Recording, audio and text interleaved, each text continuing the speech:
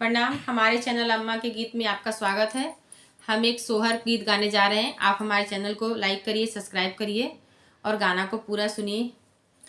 मचियाही बैठेली सासु त बहू अरया रजकर बहू अरया रजकर हो सासु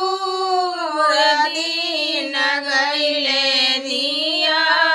राई हो कवना घरवा लिपियो कवना घरवा लिपियो सासु दिन गईले दिया राई हो कवना घरवा लिपियो कवना घरवा लिपियो सासु जे बोलाही के रहली हो ननद उठी बोले हो ननद उठी बोलाई हो सासु जे बोलाही के रहली हो ननद उठी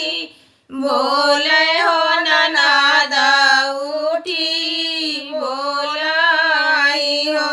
भौजी तोहर होई है बेटिया होली पहु घर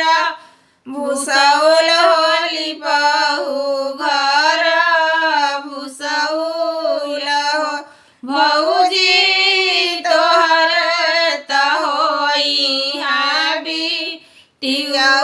होली पहु घर भूसौल होली घर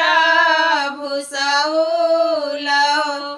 एक पहर बीतले दूसर पहर आवरोती सर पहर आवरोती सर पहर हो बहिनी होत सबेरे पहर फाटल हो दहोरी लाजा नमले हो दहोरी लाजा नमी गईल हो सासु जे आवेली गावत होत नाना दाबा जावत नाना दाबा जावत हो